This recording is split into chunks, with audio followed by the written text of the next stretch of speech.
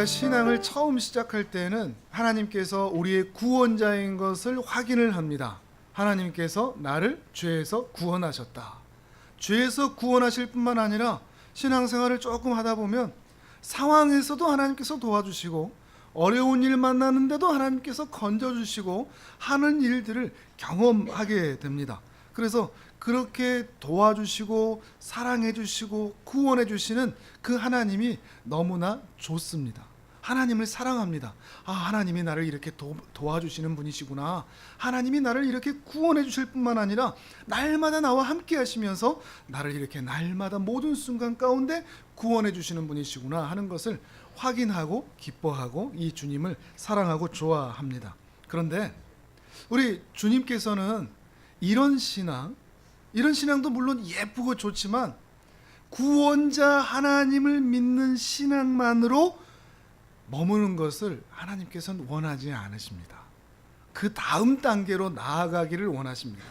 왜냐하면 이런 신앙은 하나님께서 정말로 나를 구원하셨다라고 하는 것에 감사하는 마음으로 하나님을 기뻐하고 사랑하기는 하지만 그리스도께서 주신 그 혜택들, 그것을 바라보는 신앙이기 때문에 그렇습니다.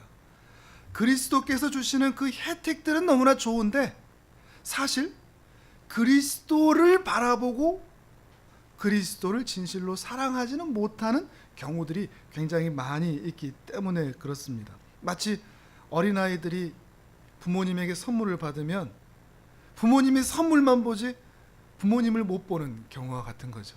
부모님이 그럴 땐 서운하거든요. 그렇게 선물을 주면 아빠에게 와서 엄마에게 와서 안기면서 감사해야 되는데 선물만 뜯고 정신없이 있고 그럼 부모님은 서운한 거죠. 마찬가지로 우리의 신앙이 그러한 신앙에 머무를 수 있다는 것입니다. 그 다음 단계의 신앙으로 넘어가는 것을 하나님께서는 원하십니다. 그럼 그 다음 단계의 신앙이 뭐냐? 구원자 주님에서 주인이신 주님으로 주님을 바라보기 시작하는 겁니다. 이것은 마치 그리스도 밖에 있다가 그리스도 안으로 들어가는 것과 같고 그리스도의 혜택만 바라보고 있다가 그리스도를 바라보는 것과 같고 주님께서 구원해 주셔서 기뻐하다가 주님께서 구원해 주시지 않는데도 도와주지 않는 것 같으시는데도 고난이 길어지는 것 같은데도 하나님께서 나와 함께하지 않으시는 것 같아도 여전히 주님만을 바라보는 신앙입니다. 거기에까지 나아가는 것을 하나님은 기뻐하시는 거죠. 근데 문제는 우리가 이 죄인된 우리가 하나님의 은혜가 필요한 비참한 죄인일 뿐인 우리가 자연스럽게 나이 먹듯이 그 신앙으로 자연스럽게 가지를 않는다는 겁니다. 늘 거기에 머물러 있습니다. 자기가 그 신앙에 머물러 있다는 것도 모른 채 내가 일단은 지금 주님 사랑하고 있으니까 일단 내 입술에서는 감사도 하고 찬양도 하고 예배도 하고 있으니까 구원자 하나님에 대해서 사랑하고 있으니까 뭐 이게 문제야 라고 하는 생각을 가지지 못한 채 거기에 머물러 있는 경우들이 굉장히 많이 있기 때문에 하나님께서는 때로 치시면서 고난을 주시면서 힘든 시간과 상황을 건네게 하시면서 우리로 하여금 그 신앙의 자리로 나아오게 하실 때가 있다는 것입니다. 오늘 다윗이 그렇습니다. 오늘 우리가 만나는 다윗이 그러한 여정 가운데 있는 것이죠. 우리가 지금까지 살펴보았지만 다윗이 평안을 얻고 싶어 했죠. 자기 자신이 10여 년의 그 긴 고생 가운데 또 사랑하는 가족들 그리고 자신을 따르는 식솔들 그들이 좀 더 편해졌으면 조금 더 문제없이 살았으면 하는 그 마음 때문에 건너가면 안 될 신앙의 경계선을 넘어서서 이스라엘의 대적인 블레셋의 보호를 받고 그들을 통하여서 안전을 확보하는 그런 상황으로 넘어간 것이죠. 일단은 좋습니다. 이제 편안하다. 이제 좀 괜찮다. 돌아갈 집이 있다. 평안하죠. 그 가운데서도 하나님께 감사할 수 있습니다. 이게 하나님께서 나에게 주신 것인가? 나에게 주신 은혜인가? 기뻐할 수도 있습니다. 자신이 거짓된 평안 안에 있다는 것도 현재 누리고 있는 그 기쁜 일, 즐거운 일 때문에 확인하지 못하는 거죠. 근데 다윗이 계속해서 뭘 해야 했죠? 아기스 왕에게 거짓말을 해야 됐죠. 자기가 그래도 계속해서 유다를 치고 있다는 것을 증명을 해야 자기가 블레셋 편이라는 것이 확보되는데, 유다를 칠 수는 없고 대신 아말렉을 치고는 있단 말이죠. 근데 이 아기스 왕에게는 아말렉을 치고 있다고는 말하지 못하고 유다를 치고 있다고 거짓말을 하죠. 그 거짓말을 덮으려면 또 다른 거짓말이, 더 큰 거짓말이 필요하죠. 그러니까는 아말렉 사람들을 아예 죽여버리는, 진멸해버리는 그런 일까지 나타나는 거죠. 하나님 나라의 대적들인 아말렉을 치고 있다라고 하는 그 명분이 처음에는 있었지만 어느 순간 계속해서 그들을 살육하면서 그 명분은 사라지고 자신의 거짓말만 덮으려고 하는 그런 거짓된 야욕만 드러나고 있는 것입니다. 이게 참 평안하겠습니까? 시글락 성은 주어졌습니다. 평안합니다. 그런데 그 속은 두려움과, 거짓말이 들킬까 하는 두려움과, 계속해서 거짓말을 해야 하는 염려가 그 마음에 있고, 그 명분조차도 사라진 그런 거짓된 평안 가운데 있는 것입니다. 우리도 사실 그렇지 않습니까? 일단 몸이나 좀 편하고 보자, 일단 문제부터나 좀 해결되고 보자, 이 생각에 넘어가서는 안 될 신앙의 경계선을 우리가 넘어갈 때가 얼마나 많이 있는가 하는 것입니다. 그렇게 있을 때 하나님께서는 그 하나님의 백성들을 어떻게 하실까요? 신앙의 경계선을 넘어가 있는데 그 가운데서 거짓된 평안을 누리고 있는 그 신앙의 경계선을 넘어간 하나님의 백성들을 그대로 두실까요? 여러분이 하나님이시라면 하나님의 백성들을 그대로 두시겠습니까? 절대로 그대로 둘 수 없죠. 끄집어내야 되죠. 근데 우리 편에서 보면 그게 끄집어내주시는 은혜로운 손길입니까? 우리의 평안을 방해하는 겁니까? 방해하는 것처럼 보일 때가 있습니다. 나는 지금 상황 괜찮고 지금 별 문제 없는데 왜 하나님께서 내 삶의 환경을 이렇게 뒤흔들어? 로 보일 때가 있다는 거죠. 근데 하나님께서는 거기서 목덜미라도 잡고 끄집어내시는 것입니다. 왜냐하면 거기에 더 이상 머물러 있으면 안 되기 때문이라는 것입니다. 다윗이 지금 그런 상황인 것입니다. 어떻게 그런 상황을 만들어내셨느냐? 이 일을 위해서 오늘 본문을 보시면 29장 처음을 보시면 블레셋과 이스라엘의 전쟁이 시작됐다고 그랬죠. 하나님께서 이 다윗을 끄집어내시려고 블레셋과 이스라엘의 전쟁을 이용하신 겁니다. 근데 단순한 국지전이 아니라 전면전이 일어나게 된 겁니다. 전쟁입니다. 전투가 아니고. 이 전쟁 가운데 이 아기스 왕이 이제 내 편이니까 계속해서 유다를 쳤다고 했으니까 이 전쟁의 선봉장으로 누구를 내세우려고 하느냐? 다윗을 내세우려고 하는 겁니다. 아기스 왕은 별 의심이 없죠. 아, 다윗, 너 지금까지 공로 잘 세웠지? 이제 블레셋 전체에 네가 신임을 얻어. 그런 마음으로 선봉장으로 딱 내놓은 겁니다. 다윗의 마음이 어떨까요? 이제 전쟁해야 되는 겁니다. 이제 방법이 갑자기 왜 이런 일이 생기는가? 불안한 일이 생기는 거죠. 왜냐하면 실제로 전쟁에 서서 이스라엘을 칠 수 있을까요? 지금까지는 거짓말로 치는 척 했지 않습니까? 이스라엘을 정말로 친다면 이스라엘의 왕으로 기름 부음을 받아서 이제 왕이 될 사람인데 이스라엘을 친다는 것은 있을 수가 없는 일입니다. 결코 할 수 없는 일인 거죠. 반대로 그럼 블레셋을 쳐야 될까요? 그럴 힘도 안 되고, 그렇게 했다가 혹시 일이 틀어져 버리면 이스라엘도 자신을 미워하는데 블레셋마저도 자신을 쫓아내면 갈 데가 없는 겁니다. 그럼 이 시글락성을 다시 확보할 수가 없는 거죠. 그 평안도 다 놓쳐버릴 수가 없는 것입니다. 이 가드왕에게 하겠습니다 말도 못하고, 못하겠습니다 말도 못하고, 빠져나갈 방법도 없습니다. 길도 없습니다. 어떻게 해야 될까 아무리 고민해봐도 길이 나오지를 않는 것입니다. 바로 이때 하나님께서 개입을 하십니다. 근데 그 개입한 방법이 참 기가 막힙니다. 블레셋 장군들이 블레셋 군대 안에 있는 다윗을 발견한 겁니다. 다윗과 그의 무리들을 발견한 거죠. 그러면서 아기스 왕이 따지는 겁니다. 아니, 이 히브리 사람들이 왜 여기 있냐? 3절에 그러죠. 히브리 사람들이 왜 여기 있냐 따지는 겁니다. 근데 아기스 왕이 변호를 하죠. 아니야, 지금까지 나에게 신임을 얻고 잘 싸웠어, 우리 편이야 얘기해 주는데 4절에 보니까 블레셋 장군들이 더 크게 분노합니다. 당장 보내라고 말이죠. 그 노래도 모르냐? 사울은 천천히요, 다윗은 만만이라. 우리의 대적이지 않느냐? 다윗이 이 전쟁 나가면 우리는 안 나갈란다.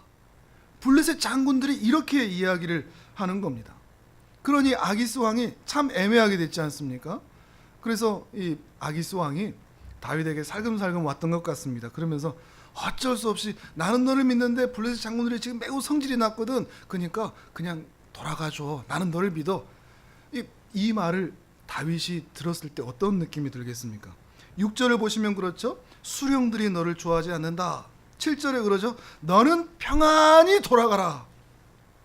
수령들에게 거슬러 보이게 하지 말라. 10절에서는 새벽에 일어나서 발거든 곧 떠나라. 아무도 안 볼 때 그냥 몰래 살짝 돌아가라 얘기하고 있는 거죠. 다윗의 마음에 어떤 생각이 들겠습니까? 눈이 번뜩 커지면서 와, 이게 무슨 일인가 싶지 않았겠습니까? 속으로는 너무 좋은데 겉으로는 8절에 그러죠. 저는 선봉에 나설 수 있는데 라고 얘기하면서 기분 좋게 돌아가고 있었을 겁니다. 이때 우리는 하나님의 은혜를 찬양하죠. 와, 하나님이 나를 도우셨다. 다윗을 도우셨다. 나를 이렇게 건지셨다. 나에게 아무런 방법이 없었는데, 나에겐 도저히 길이 없었는데 하나님께서 나를 이렇게 구원해 주셨다. 얼마나 기뻐했겠습니까? 그렇죠? 이렇게 하나님께서 우리를 구원하실 그 경험이 있을 때 우리는 참 기뻐합니다. 아멘이 되십니까?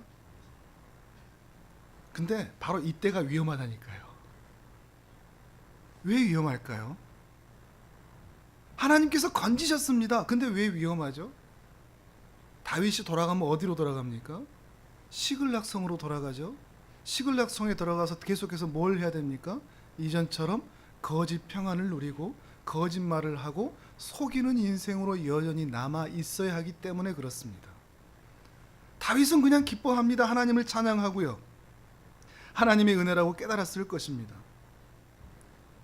다만 지금 이 문제만 해결된 것에만 관심이 있을 뿐입니다. 이 문제가 해결됐다. 그러니까 이 문제가 해결됐으니 하나님께 감사하는 그것으로 끝나는 것입니다. 바로 여기에 다윗의 문제가 있고 바로 여기에 우리의 문제가 있다는 것입니다. 그저 우리의 관심은 문제가 해결됐느냐입니다. 그 상황이 풀어졌느냐입니다. 그런데 진실로 하나님 앞에 마음이 돌아갔느냐? 그건 아니라는 겁니다. 다만 입술로는 하나님을 찬양합니다. 감사하고요. 하나님께 영광 올려드립니다. 입술로는요. 근데 마음은 진실로 하나님께 돌아가지는 않았다는 겁니다. 이게 얼마나 우리에게 자주 있는 행동인지 모릅니다. 그래서 우리도 정말로 하나님을 향한 신앙이 있다고 착각할 때가 얼마나 많이 있는지 모른다는 것입니다. 제 경험이 있습니다. 비가 오는 날 너무나 비가 막 오는데 다른 사람들 다 비 안 맞고 쫄딱 맞고 이게 뛰어가고 막 정신없이 다니는데 저는 우산이 있었거든요. 우산을 딱 썼는데 제가 어떤 노래가 나왔을까요? 우와, 하나님의 은혜. 나는 이렇게 우산을 준비해 주셔서 나는 이렇게 비를 안 맞고 간다.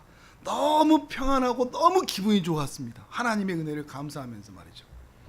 괜찮아 보입니까? 이게 정말 하나님의 은혜에 감사하는 겁니까? 다른 사람 비 맞는데 나는 비 안 맞으니까 나는 좋다, 이런 얘기입니까? 아주 교묘하죠. 우리가 그럴 때 있지 않습니까? 다른 사람들 사고 났는데 나는 사고 안 나서 다치지 않았으니까 난 괜찮고, 다른 사람들은 질병 가운데 힘든데 나는 그 질병 안 걸려서 나는 하나님께 감사하고. 이게 과연 감사할 일일까요?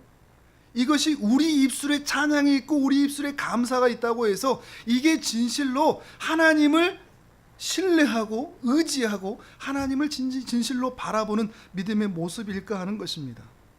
우리의 신앙이 이렇게 얼마나 자기중심적인지 모릅니다.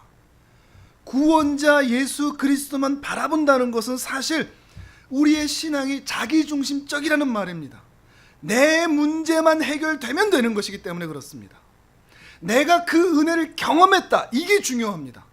내가, 내 가족이, 우리 교회가 이 문제가 해결됐다 하는 것이 중요하지, 진실로 하나님께 감사함으로 우리의 마음까지 돌이키지는 않는다 할 때가 너무나 많다는 것입니다. 우리의 신앙이 아주 교묘하죠. 그래서 우리의 신앙이 좋다는 게 뭐냐?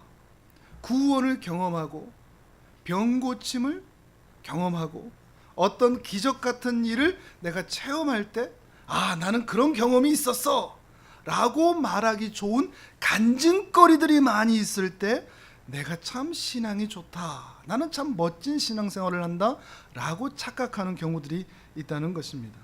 이런 교묘한 신앙은 그저 구원자 하나님만 알 뿐입니다. 하나님을 위해 내가 존재하는 게 아니라 하나님이 나를 위해 존재하는 것이죠. 완전히 뒤바뀌어 있을 수도 있다는 것입니다. 그러므로 우리가 정말로 구해야 할 것은 그리스도께서 주시는 혜택만이 아니라 그리스도를 구해야 하고, 그저 상황에서만 건져주는 것으로 끝나는 것이 아니라 우리의 마음이 하나님께 진실로 가야 한다는 것을 말해주고 있는 것입니다. 다윗이 29장에서 상황에서 건지는 은혜를 경험했다면 30장에서는 그 상황뿐만 아니라 이제는 마음을 건져주시는 은혜를 경험하게 됩니다. 다윗과 그의 사람들, 600명의 사람들이 룰루랄라, 와, 하나님께서 이 상황을 모면해 주셨다, 기뻐함으로 돌아갔을 겁니다. 시글락성으로 말이죠. 시글락성으로 돌아가는데 저기 멀리 보니까 밥 짓는 그 연기가 아니라 시꺼먼 연기가 불화염처럼 올라오는 겁니다. 저거는 반가운 소식이 아니죠. 뛰어갔습니다. 근데 아무도 남아있지가 않습니다. 30장 1절과 2절을 같이 한번 읽어볼까요? 시작.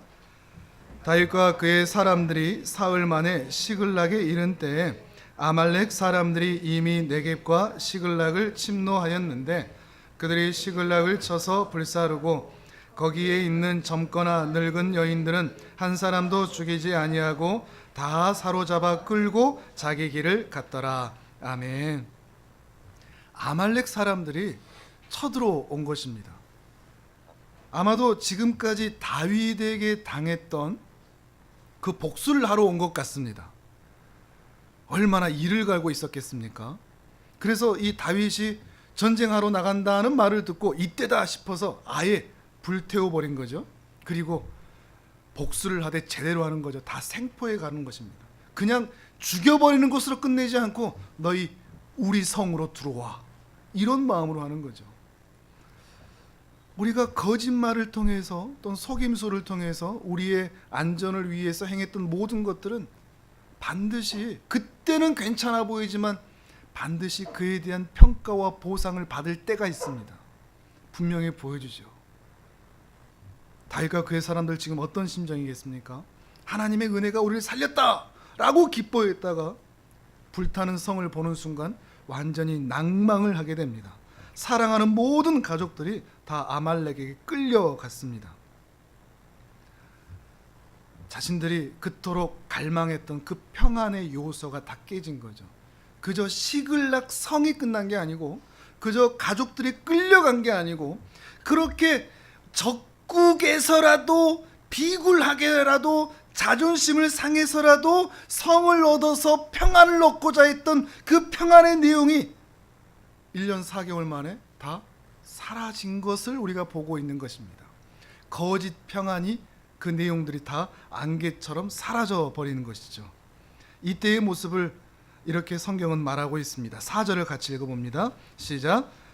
다윗과 그의 함께한 백성이 울 기력이 없도록 소리를 높여 울었더라. 아멘. 남자들 600명이 앉아서 울고 있다. 쉽지 않죠. 단순히 전쟁 났다고 이렇게 울지는 않습니다. 그만큼 이들의 마음 가운데 이 시글락 성을 얼마나 중심을 두었는지, 하나님보다 더 사랑하고 더 소중히 여기고, 이거 잃어버렸으면 우리는 끝났어 라고 생각하는 바로 그것을 지금 잃어버린 상태에서 울고 있는 이들의 충격, 허탈, 공허, 이것들을 볼 수가 있는 것입니다. 다윗의 절규는 특히 더했을 것 같습니다. 5절에서 다시 한번 그 두 아내의 이야기를 하고 있죠. 지난 시간에도 말씀드렸지만 그의 두 아내의 이야기를 계속해서 반복하는 것은 이 다윗의 무리들 600명뿐만 아니라 다윗마저도 사실 지금 하나님의 은혜의 부르심보다 자신의 가족, 내 가족의 행복, 이것에 더 마음이 뺏겨 있었다는 것을 우리에게 확인시켜주고 있는 것입니다. 다윗이 이 문제로 크게 무너졌던 것이죠. 이 두 사건을 연달아서 보시면 참 우리 인생에서 자주 경험하는 것을 확인하게 됩니다. 29장에서는 구원해 주셨죠? 그런데 30장에서는 구원해 주지 않으셨습니다. 이 30장을 만날 때 우리가 뒤흔드는 것입니다. 29장을 만날 때는 행복합니다. 그런데 구원의 하나님만으로 그리스도께서 주신 혜택만 바라보고 사는 자들은 30장의 이 시글락성에 불타는 일을 만나면 울 수밖에 없는 것이죠. 이게 대체 뭔가 할 수밖에 없는 것입니다. 그 신앙이 혼란스러워지는 것입니다. 구원해 주셨는데 또한 구원해 주시지 않는 이 상황에서 다윗을 하나님께서는 더 무너뜨려 버리십니다. 6절에 이렇게 되어 있죠. 백성들이 자녀들 때문에 마음이 슬퍼서 다윗을 돌로 치자 하니 다윗이 크게 다급하였다. 그러죠. 거의 10여 년 동안 우리가 봐왔지 않습니까? 다윗과 그의 사람들이 어떤 공동체를 이루어 왔는지. 근데 그 충성스럽던 다윗의 사람들이 다윗을 향해서 돌로 치려고 하고 있는 겁니다. 이 사람들이 가지고 있었던 그 허탈함과 공허함과 충격이 얼마나 큰지, 자신의 것들을 잃어버렸을 때 자신을 이끌어왔던 이 다윗에 대해서 이제 아예 분노의 화살을 날리고 있는 이들의 모습을 확인할 수가 있는 것이죠. 돌로 치자. 얼마나 또한 독한 말을 내뱉었겠습니까? 얼마나 두렵게 했겠습니까? 다윗이 크게 다급했다 그럽니다. 다윗이 크게 다급했다. 이게 대체 뭐냐? 그 마음판이 뒤흔든 것입니다. 정말 다윗은 이제 다 잃어버린 겁니다. 자신의 가족, 생사를 알 수 없죠. 시글락성 다 불탔죠. 거기다가 남아있었던 600명의 군사들마저도 자기에게 화살을 돌리고 있습니다. 정말 이제 아무것도 안 남은 거죠. 그 거짓된 평안들이 다 바람에 나는 겨와 같이 다 날아가 버린 겁니다. 언제 내게 있었지? 이런 생각이 들 정도로 공허해진 겁니다. 자기에게 아무것도 남지가 않았습니다. 거짓된 평안이 이렇습니다. 그리고 하나님께서는 진실로 사랑하는 하나님의 백성들을 이렇게 행하십니다. 거짓된 평안 위에 그 거짓된 평안을 쫓아 사는 당신의 사랑하는 백성들이 거기에 잠식되어 살지 못하도록 때로 하나님께서는 그렇게 시글락성을 불태우시고 홀로 남아있게 하실 때가 있다는 것입니다. 그리고 바로 그때, 그렇게 모든 것을 다 잃어버린 바로 그때 다윗의 마음에 하나님의 은혜가 임하기 시작합니다. 우리 6절의 말씀을 같이 읽도록 합니다. 시작. 백성들이 자녀들 때문에 마음이 슬퍼서 다윗을 돌로 치자 하니 다윗이 크게 다급하였으나 그의 하나님 여호와를 힘입고 용기를 얻었더라. 아멘. 낙심도 갑자기 찾아왔죠. 그리고 은혜도 갑자기 찾아옵니다. 신앙은 늘 그런 것 같습니다. 갑자기 찾아올 때가 많이 있습니다. 그리고 드디어 1년 4개월 만에 가장 낮은 자리에서 모든 것을 다 잃어버린 바로 그 자리에서 드디어 하나님을 바라보기 시작한 것을 우리가 보고 있는 것입니다. 이제 그 거짓된 평안의 정체를 확인하고 다 날려버린 그때의 거짓된 평안의 정체를 확인하고 하나님께로 돌이키고자 하는 것입니다. 하나님의 음성처럼 이 일들이 들렸을 겁니다. 다윗의 사람들이 돌로 치려고 할 때, 시글락성에 불타 있을 때, 자신의 가족들이 다 생포당했을 때 하나님의 음성처럼 들렸을 겁니다. 다윗아 돌아와라. 이게 진짜 평안이 아니다. 세상 평안과 위로가 진실한 평안이 될 수가 없다. 하나님의 음성으로 다윗에게 들렸을 것입니다. 물론 지금까지 다윗은 듣지 못했습니다. 왜요? 그 세상 평안이 너무 짭짤하거든요. 시글락 성이 자신의 두 아내가 자신의 식솔들이 짭짤하거든요. 그 평안에서 굳이 벗어날 필요가 없거든요. 그런데 그 포기할 수 없었던 거짓된 평안에서 이제 하나님을 의지하기로 결정한 것입니다. 하나님과의 관계가 회복되었다는 것을 우리는 7절에서 더욱 확인할 수가 있습니다. 7절의 말씀도 같이 읽습니다. 시작. 다윗이 아히멜렉의 아들 제사장 아비아달에게 이르되 원하건대 에봇을 내게로 가져오라. 아비아달이 에봇을 다윗에게로 가져가매. 아멘. 드디어 다윗이 하나님께 묻기 시작한 겁니다. 에봇은 하나님의 뜻을 물을 때 사용하는 제사장들이 오시거든요. 그 옷을 가져와라, 그 옷을 입어라, 그리고 이제 하나님의 뜻을 묻자 하고 있는 것입니다. 블레셋으로 들어온 이후로 처음으로 하나님의 뜻을 묻고 있는 겁니다. 하나님의 의중, 하나님의 의도, 하나님께서 무엇을 원하시는지 그 뜻을 아주 오랜만에 찾고 있는 겁니다. 그전에는 내 뜻이었습니다. 내 평안이었고 내가 평안하기만 하면 됐습니다. 거짓말을 해서라도 아말렉을 전부 다 죽여서라도 나만 평안했으면 됐습니다. 근데 이제는 그 모든 것을 다 잃은 그 상태에서 하나님의 뜻을 묻고자 하는 것입니다. 사랑하는 여러분, 다윗은 이스라엘과의 전투에서 벗어나게 해주신 그 상황에서 건지시는 은혜를 경험했습니다. 그런데 그 은혜로 끝나버렸습니다. 때로 우리도 이렇게 기도할 수가 있습니다. 하나님, 이 상황에서 건져주십시오. 그런데 이것으로 끝나버리면 안 됩니다. 이 기도에 하나님께서 성실하게 응답해 주시는데 우리는 여전히 그것에 감사만 하고 또다시 시글락성으로 돌아가 버린다면 우리는 다음 단계로 성장하는 믿음의 단계로 나갈 수가 없다는 것입니다. 하나님께서는 그저 우리가 상황이 좋아지는 것만 기뻐하지 않으십니다. 하나님께서는 상황이 좋아질 뿐만 아니라 그 상황에서 주께서 일하신 그 은혜를 발견하여 하나님께로 완전히 돌이키는 것, 우리의 마음이 진실로 하나님을 바라보고 그 은혜 앞에 우리의 마음이 진실로 사랑의 고백을 하는 것, 이것을 더욱 기뻐하고 원하신다는 것입니다. 하나님께서 가장 원하시는 것은 우리 마음입니다. 일주일 동안 저 이렇게 잘 살았어요 라고 하는 간증거리들이 아니라, 사역의 성공 스토리가 아니라, 막대한 헌금이 아니라 우리의 마음, 겸손한 마음, 주님의 은혜를 구하는 마음, 그 마음을 하나님께서 원하신다는 것입니다. 그래서 하나님께서 이렇게 명령하시지 않습니까? 신명기 6장 5절입니다. 화면을 보면서 같이 읽습니다. 시작. 너는 마음을 다하고 뜻을 다하고 힘을 다하여 내 하나님 여호와를 사랑하라. 아멘. 이것은 그저 무미건조한 명령 정도가 아닙니다. 마음을 다해다오, 뜻을 다해다오, 그 힘을 다해다오, 그 목숨을 다해서 나와 사랑하자 말씀하시는 하나님의 애달픈 사랑의 고백입니다.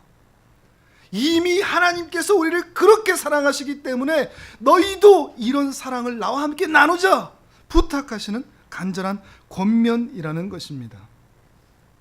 하나님께서 우리에게 때로 불타는 시글락성을 허락하실 때가 있습니다. 그때 우리는 참 힘들죠. 왜 나에게 이런 일을 허락하시는가?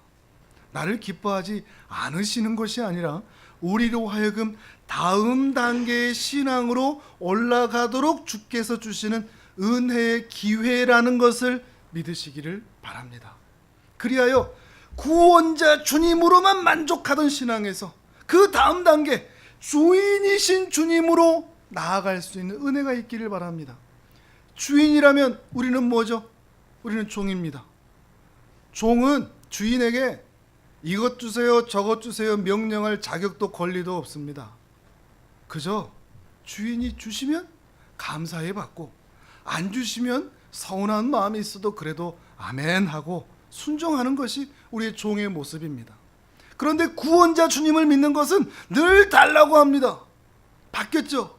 어린아이들이 부모에게 이것 주세요 저것 주세요 하는 거하고 다르지가 않은 거죠. 그러나 성장하면 다르지 않은 것입니다. 그렇지 않은 것입니다. 우리의 믿음에 그 성숙이 있기를 바랍니다. 그저 구원자 주님 그리스도의 혜택, 그저 내 상황 내 문제만 해결되는 것만 바라보는 곳에서 이제 눈을 돌려 그리스도를 바라보고 주인이신 주님께 순종하고 그 은혜를 날마다 고백하는, 그리하여 한 단계 더 믿음이 성장하는 복된 은혜가 있기를 주님의 이름으로 축복합니다. 아멘.